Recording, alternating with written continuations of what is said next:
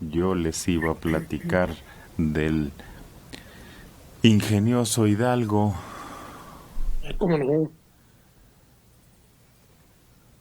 En Madrid en 1605 se publica la primera edición del ingenioso Hidalgo Don Quijote de la Mancha,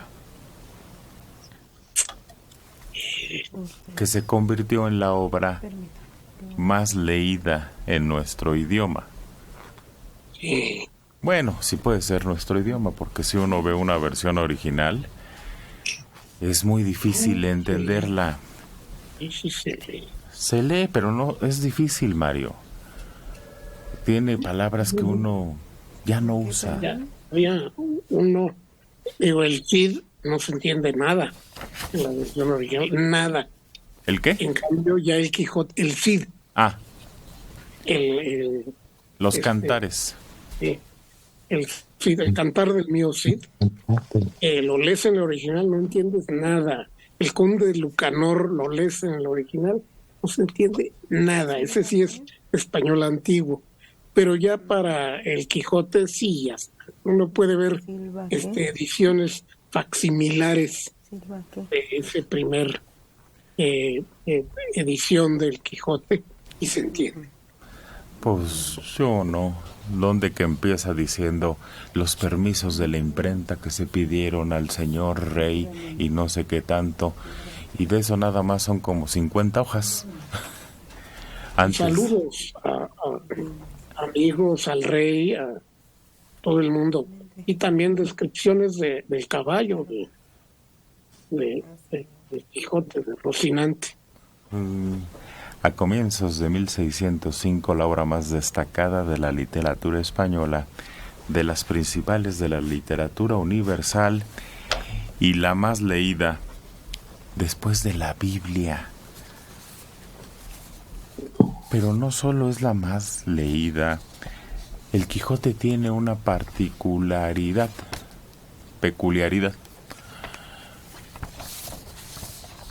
No solo es la más leída, sino es la más referida, la más conocida sin haberla leído. Todos mundos nos sabemos una frase del Quijote, Mario, aunque no la hayamos abierto nunca. Y fíjate que ahí hay una curiosidad, que la primera edición en inglés del Quijote fue de Thomas Shelton, traductor, y fue en 1602. Y al parecer sí la leyó Shakespeare, porque sabemos por ciertas cartas y referencias que Cervantes sí había leído algunas cosas de Shakespeare. Pero debe estar mal el año, Mario. ¿Por qué? ¿Dijiste 1602? 12. Ah, 12. ah.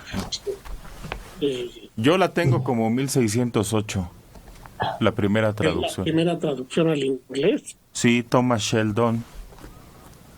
Pues. Traducción casi literal, por lo que el resultado no se entendía correctamente.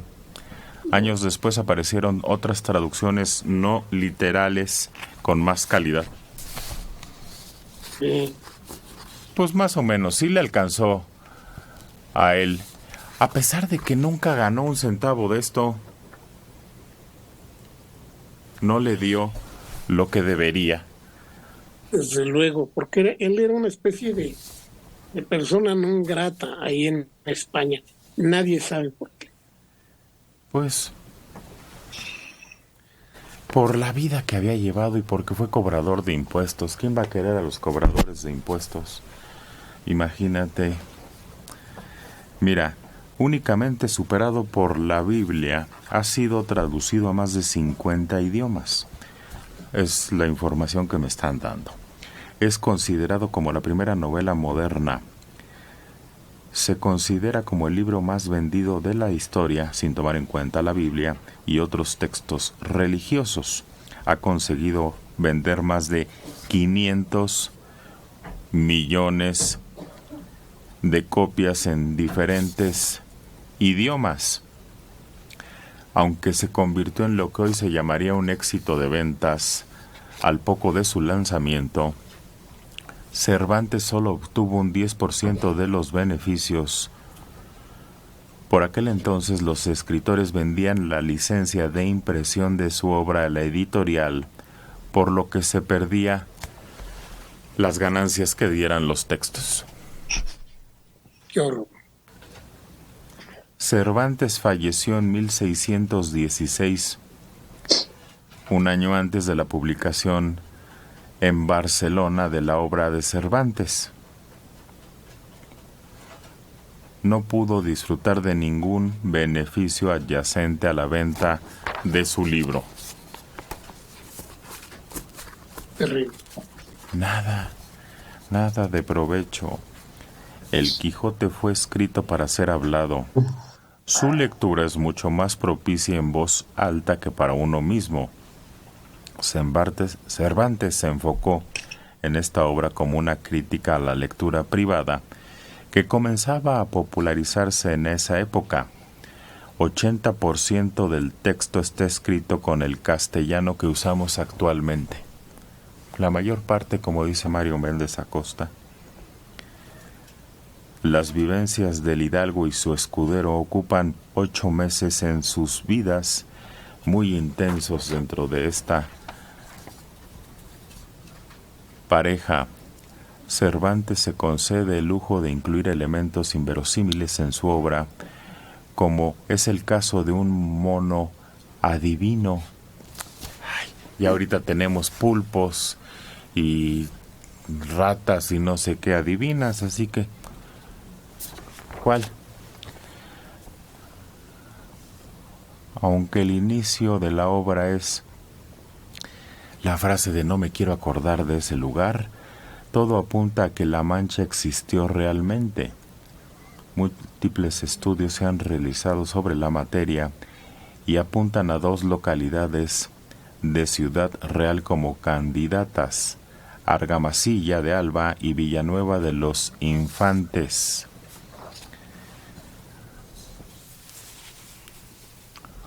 Hay polémica sobre si fue escrita en la cárcel. En todo caso, puede que Cervantes haya hecho parte de esta obra estando en prisión en Sevilla. En el prólogo de la obra habla sobre su paso por la cárcel y cómo en ese lugar nació Don Quijote. No se determina si lo que nació allí fue la idea del libro o la propia redacción de el mismo. Entre todas las frases, hay varias que han pasado a la posteridad como una de las citas más célebres del Quijote. Ladran, Sancho, señal que cabalgamos. Sí. Frase que en realidad no aparece en el libro. Cervantes no escribió esa frase, y es más, ni siquiera hay alguna parecida en el Quijote. Se trata de la versión popularizada de un fragmento del poema Labrador de Goethe, pero sus estridentes ladridos son señal de que cabalgamos.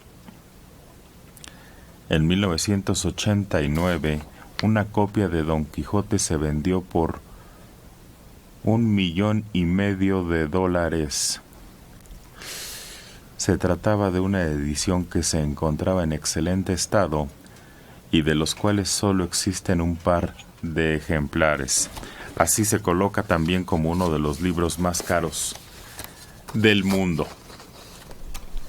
Pero como esa de los perros, hay muchas que repetimos y que no vienen en la obra. Hay una que sí, pero cambiada, que es con la iglesia hemos topado, Sancho. Y dice, con la iglesia hemos dado, Sancho. Pero pues es equivalente. Pues sí, por eso te digo que aunque no la hayamos leído, todos la conocemos, Dora. Desde la secundaria es uno de los ejercicios más, bueno, era, no sé si actualmente todavía, pero era uno de los ejercicios dentro de la materia de español. Y después se fue popularizando gracias a que sí nos obligaban a leerlo. Y cuando pasan los años lo vuelves a leer, pero ya no con la obligación de una calificación, sino con el gusto de recrearlo. Y la obra musical, desde luego, pues no llega a lo que es el original, pero fue una magnífica puesta en escena, volviendo al inicio de la interpretación de Carmela y Rafael, y con Claudio Brook, Nati Mistral, en fin, muchísimos actores de primer nivel y cantantes lograron esta puesta en escena. Manolo Fábregas. Qué pena, Manolo Fábregas, desde luego. Qué pena que hoy no se obligue a los niños, a los jovencitos en secundaria, a todo lo que es esta literatura española, escritores españoles de muy alta calidad, y que gracias a que muchos lo leímos, poco recordamos, soy honesta, pero se ha mantenido en el gusto de mucha gente. Lo intenté con mis hijos, en su momento no lo logré, y hoy es cuando lo están disfrutando. Hoy que ya no tienen que leerlo, pero creo que es algo que los padres de familia podríamos incentivar a los jóvenes. No necesariamente como algo necesario, indispensable, pero sí como una forma de recreación y de descubrir la literatura española. Pues es que tampoco ya no hay la práctica de la lectura, Dora. Por eso los padres de familia serían los más indicados para incentivar una tardecita, poco a poco ir leyendo. Y tenerla en casa. Eso, sí. De Porrúa es baratísima y muy bella. Y bueno, tiene buena tipografía, se puede leer. Tamaño. Y a nosotros nos obligaron a leer solo la primera parte en la escuela. La segunda la leí yo unos pocos años después y me llamó la atención que ya no son aventuras de ellos, sino buena parte del libro es los amigos del Quijote, del Quijote, o sea, de don Quijada, del señor Quijada o Quijano, que tratan de quitarle lo loco, sometiéndole a pruebas y tratándolo de quitarle esa locura. Entonces es el libro autorreferente porque habla de sí mismo y de la primera parte como si eso no hubiera ocurrido. Son lo que hoy llamaríamos flashback. Sí, hacen cosas así, es medio complicado porque logran curar al Quijote y eso es lo más terrible, deprimente para el lector. No, pero eso, olvídate de la segunda. La primera, hay caricaturas, hay películas, es decir, lo puede uno abordar desde... Bueno, hay películas, caricaturas, obras de teatro, y está la obra leída, que es como dicen que se debe disfrutar, Ethel. Sí, justamente pensaba yo en todo lo que se ha realizado alrededor de las celebraciones y los homenajes al Quijote y a Miguel Cervantes. Recientemente les cuento que tuve la oportunidad de viajar a Bogotá y tenemos una oficina, México tiene una muy importante oficina del Fondo de Cultura Económica en la ciudad de Bogotá. En homenaje, se creó hace mucho tiempo en homenaje a García Márquez, y ahí se presentó una edición muy interesante, muy novedosa del Quijote, que son 2 tomos de 2,000 páginas cada uno, porque está aderezado y complementado con momentos del contexto en el que se escribió, de los pleitos que tuvo, por ejemplo, Miguel de Cervantes con Lope de Vega, porque pues son contemporáneos y ambos eran importantes también en la creación teatral, de todo este momento en el que se presenta el Quijote, de las referencias al castellano antiguo, y además está ilustrado con imágenes de Gustave Doré, que es quien hace las imágenes de la Divina Comedia. Entonces, se pueden imaginar ustedes qué pieza de arte es este libro de 2 tomos, que se vende con un atril, además, porque es enorme y cubierto con piel. Ese es el tamaño. ¿Piel de qué? Pues no. Debe ser piel de becerro, de alguna cosa así, pero es hermoso y carísimo. Uy, pero esa es una versión ya de lujo. Pero sí, es que esas ilustraciones de Doré es una maravilla. Dices, bueno, aunque no se ha identificado tanto con la obra como la de la Divina Comedia, porque la Divina Comedia ya no te la imaginas sin las ilustraciones de Doré,